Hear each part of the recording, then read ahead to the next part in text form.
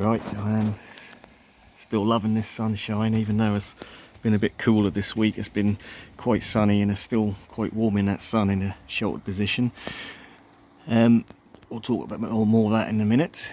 Let's have a look at the Braheo Marta, which has been underneath this shelter all winter, so it's been kept dry but still seen the full cold.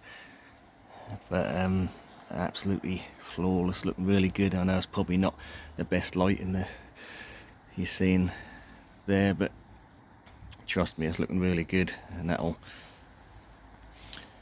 got a big old couple of spears coming, so hopefully that'll really take off when it warms up properly. This big old octopus of an agave is looking pretty flawless as well.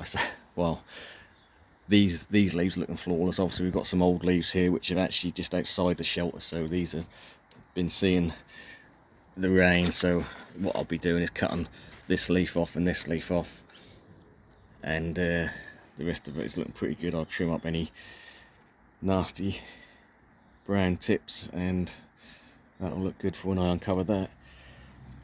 One palm I haven't really talked about much, so we've got a Bootea odorata stricta here. So this is supposed to be the straighter form, sort of less arching leaves, more erect leaves, if you like. Make your own jokes. Yeah, so this actually I haven't protected at all over winter. I've left it. I want to see how tough this is. I mean, I've had it over winter last year in a unheated greenhouse. This year, or last summer, it was planted out. So it's just gone through winter. We've got some brown spot on us. I look a bit pale, but in general it's not looking too bad. So even at a very small size, and we're talking this probably 18 inches tall with minimal trunk. Yeah, we'll see that. Keep an eye on that over the next few months. See that start pushing again. The spear, the centre spear is looking good. There's no pull on that, so it is in a big raised pot which is cut out, so it is going down into the soil, but it's just basically a mini raised bed. So we'll see in time how that does. Right, let's see if I can get out of here without tripping over.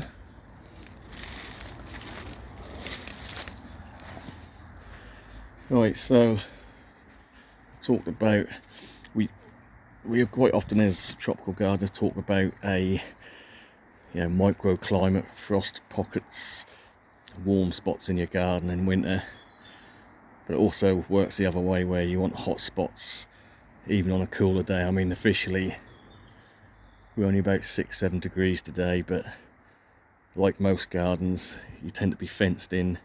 If you're catching the sun and you've got a little bit of shelter, that can feel double the actual temperature it is. So microclimates are not just for frost pockets, they're also for warming up areas and getting plants growing a bit quicker. And I would say that I'm quite lucky here. I mean, we're facing north here with the trees in the background, and even though they're not in leaf, I've said this before, with when we get a northerly wind, which is normally quite cool, that does diffuse that and you don't really feel it so much, and all you feel is the sun. So again, on a 7-degree day, it feels like about 15 degrees. Really quite important to get things going again early in the spring, hence why some of the collocaceas already started to grow. But yeah, so just something to bear in mind if you've got a tender plant or palm.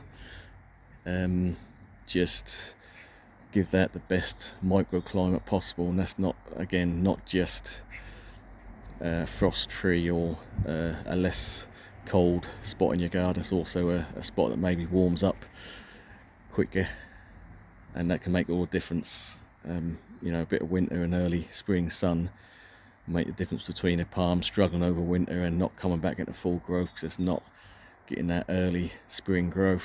Whereas if you've got something in a really nice warm microclimate, yeah, that could be a difference between coming back strong and struggling and slowly dying off.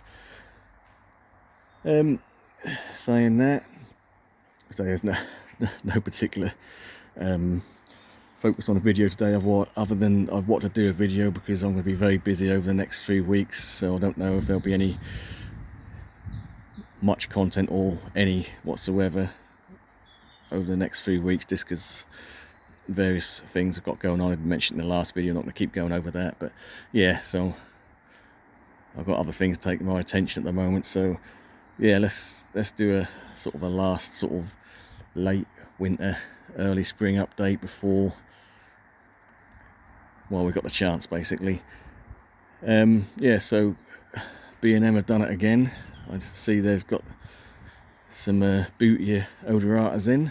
They looked a fairly good size for £50. I was quite impressed, and if I didn't have any then I'd have probably bought one of them.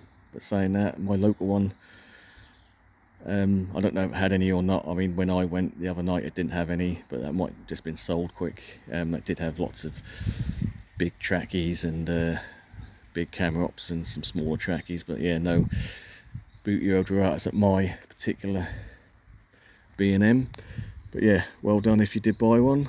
Good little buy, I reckon.